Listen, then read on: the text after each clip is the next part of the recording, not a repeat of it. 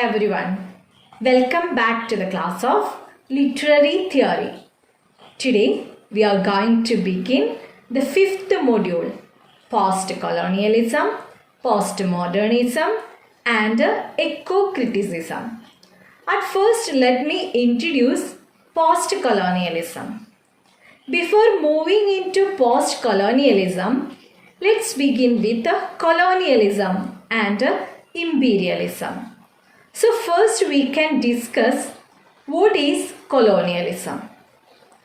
Colonialism comes from the word colonia, which means to settle in a foreign land, and it is a practice of domination, the expansion of European power in non-European such as Asian, African, South African, Australian spaces. They violently exploited native races and spaces.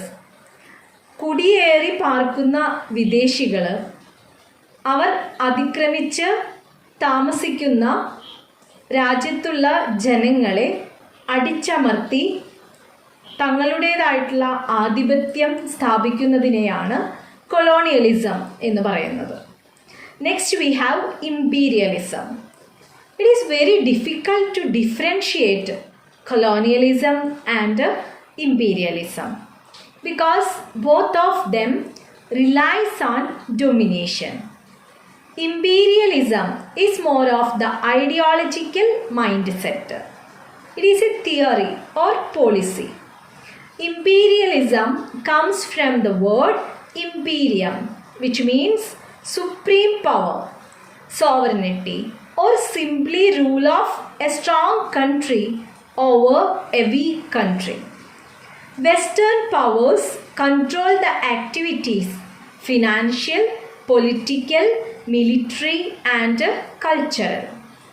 The colonial practice of domination continues without the actual settlement of the dominating masters or races.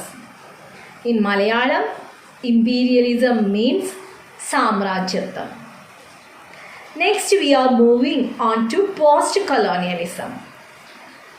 Post-colonialism is a theory which emerged as a reaction to the domination of the world by European colonizers and the universalist claims of the Enlightenment.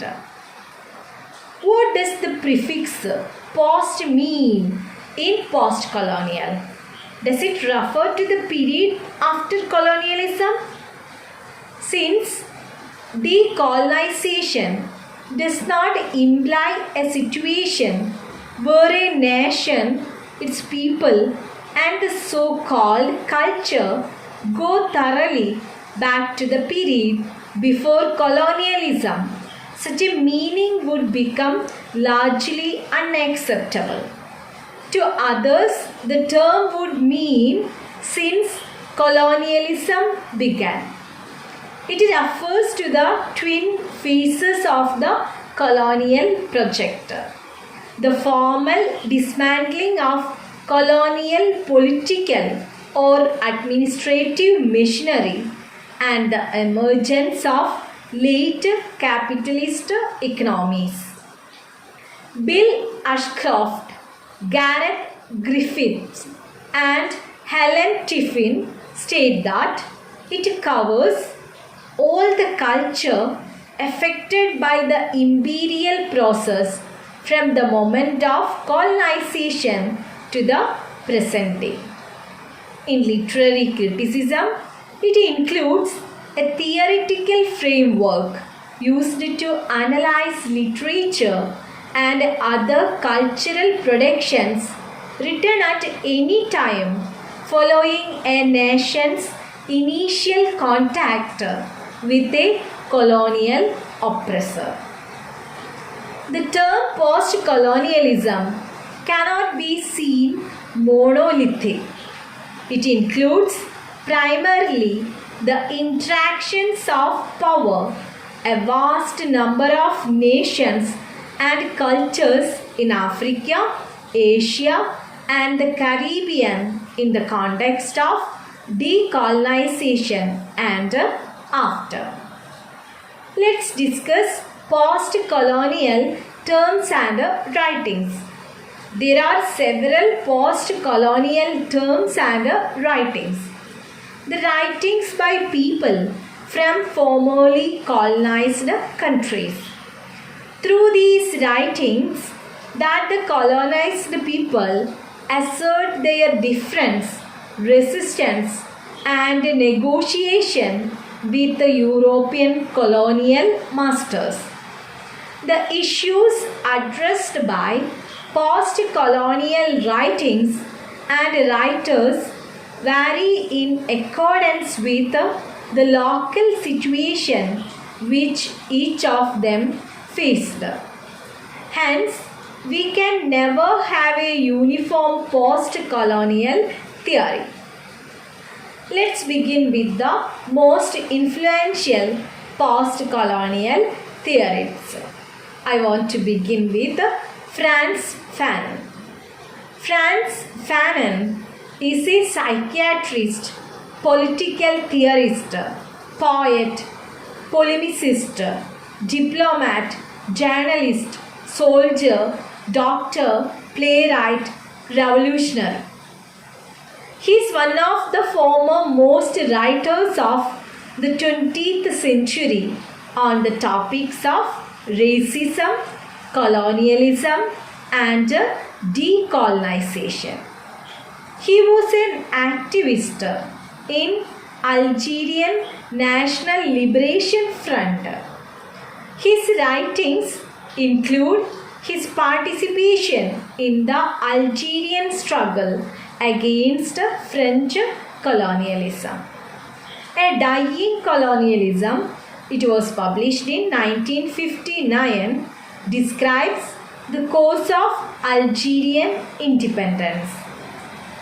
In his short lifetime, he produced two enduring books, Black Skin, White Mask, still regarded as the preeminent study of the lived experience of racism. This book is written in the style of auto theory, in which Fanon shares his own experience.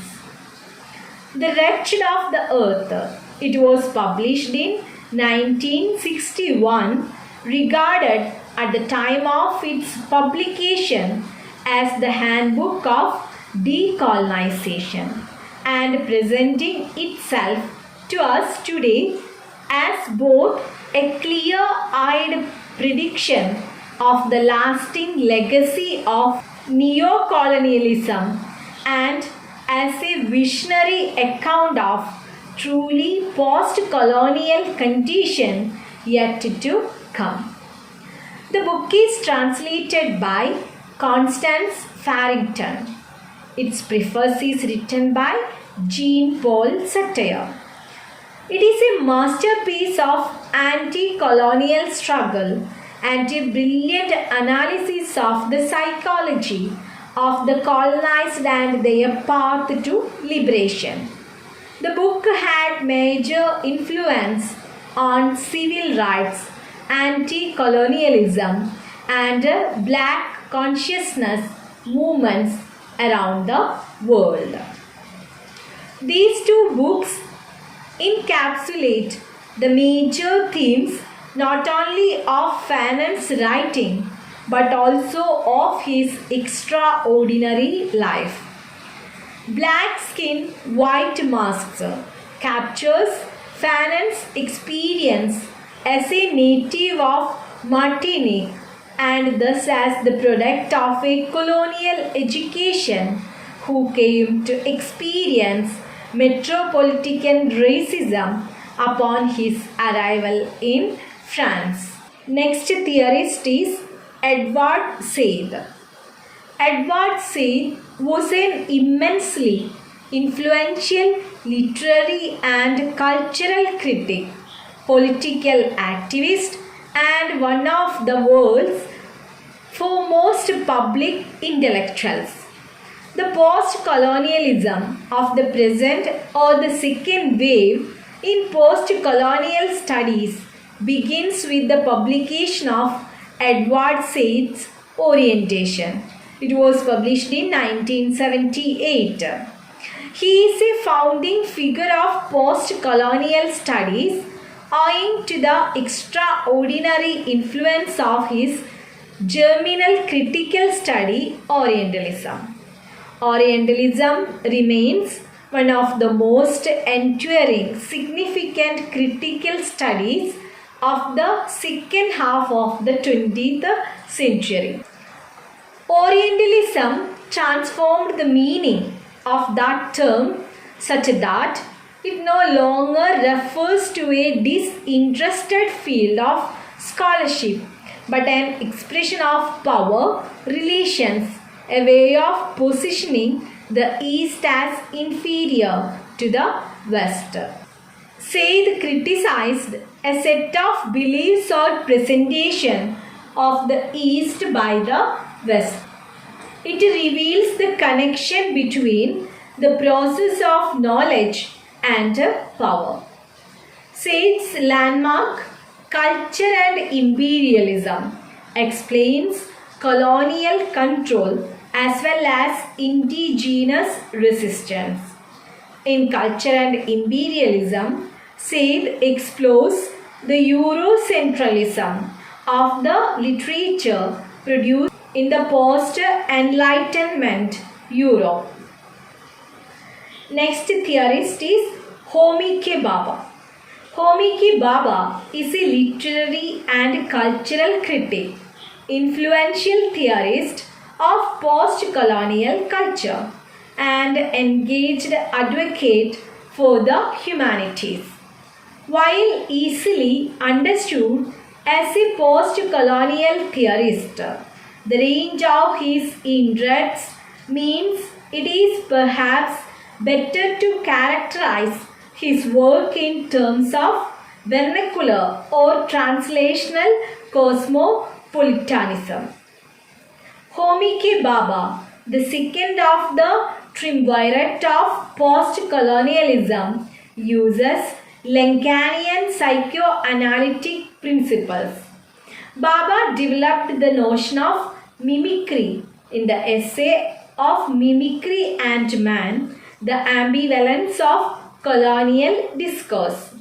The colonizer can construct his identity only through the stereotypes of the identity of the colonial master. This concept of mimicry is the fractured nature of colonial condition.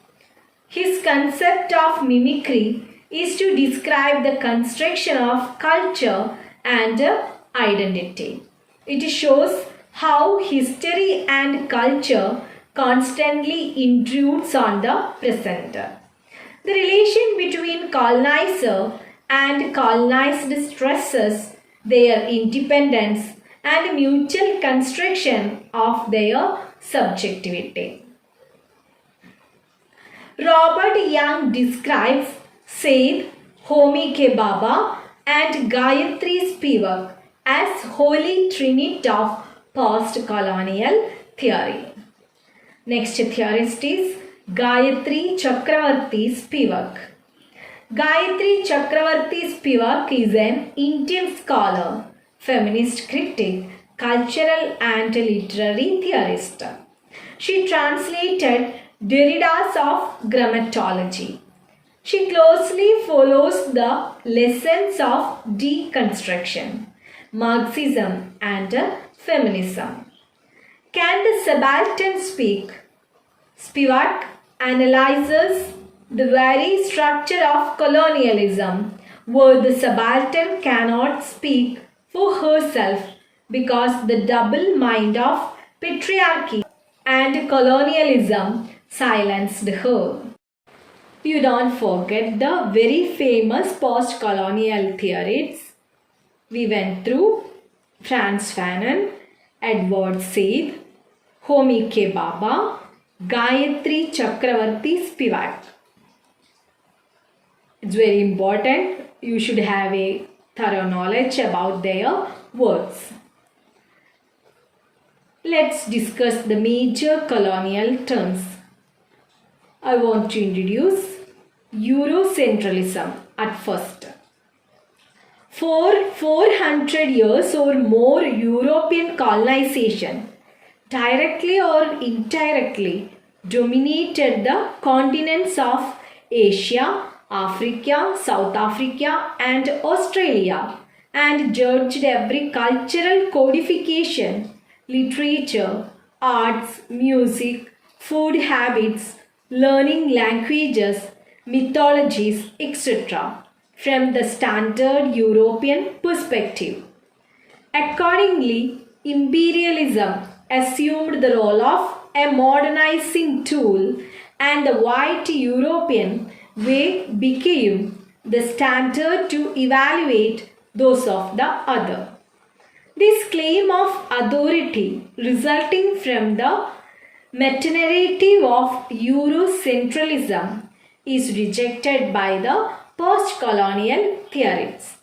Eurocentrism refers to a discursive tendency to interpret the histories and cultures of non-European societies from a European perspective. Common features of Eurocentric thought include ignoring or undervaluing non-European societies as inferior to Western.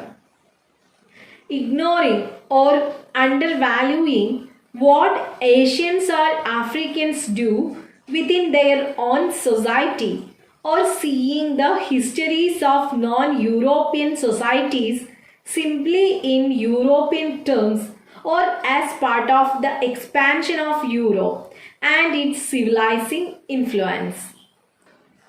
എല്ലാത്തിനെയും European സൊസൈറ്റിയുടേതായിട്ടുള്ള ഒരു കാഴ്ചപ്പാടിൽ നോക്കിക്കാണുന്ന രീതിയാണ് Eurocentrism.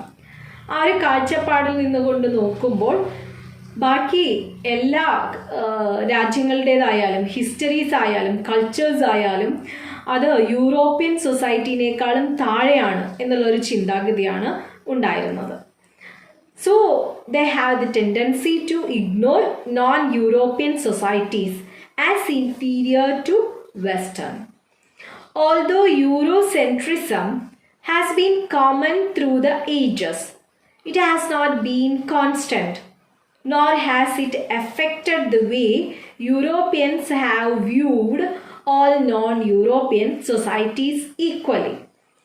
Moreover, Europeans have not always been in full agreement with each other over the merits or failings of particular non-European societies.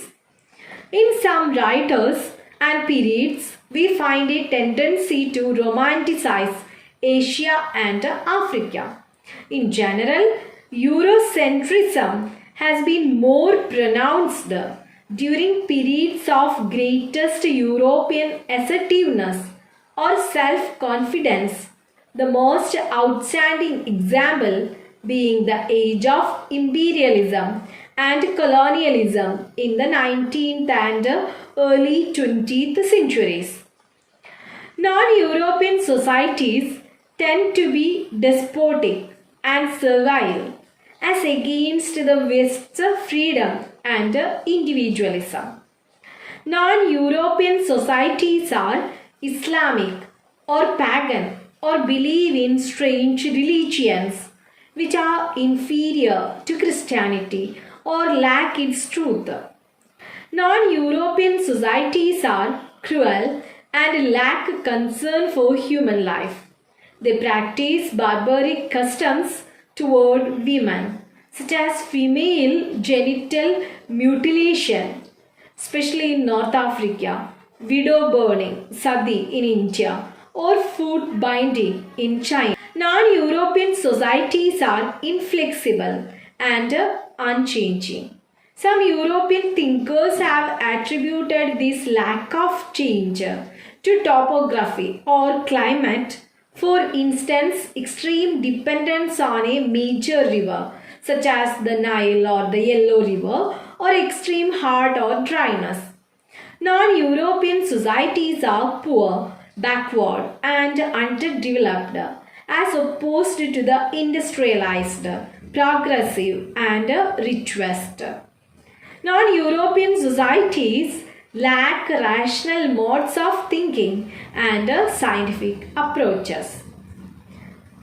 Then we are going through the 20th century critics of Eurocentrism. Frantz Fanon was born in Martinique but trained mostly in France, serving in the French army during World War II. A strongly anti-colonial theorist, he became involved in the Algerian War against the French and was the most articulate spokesperson for its cause. He did not live to see peace restored, dying of leukemia in Washington. His most famous work is The Wretched of the Earth, which is passionate indictment of colonialism, especially that in Africa. A major point of criticism of Eurocentrism in Fanon's work in his attacks on those Africans who internalize European culture at the expense of their own. He calls on Africans to promote their own culture as the symbol of their national consciousness, and that involves rejecting Europe and its sense of superiority, in other words, Eurocentrism. Edward Said was Palestinian Arab who was born in Jerusalem but was trained in Cairo and the United States. He spent most of his professional career working at Columbia University in New York. Famous as a public intellectual and thinker generally, Said became a passionate critic of Eurocentrism. I think this is enough for today's class. We covered the differences between colonialism and imperialism. We also understood what is post-colonialism. After that, we discuss the famous post-colonialist theorists. Who are they? Frantz Fanon, Edward Said, Homi K. Bhabha, Gayatri Chakravarti Spivak. I told you it's very important. You should have a thorough knowledge about their famous works. After that, I already introduced the term Eurocentralism. All of you please go through all these new terms and theorists well. Take care and stay at home. Thank you.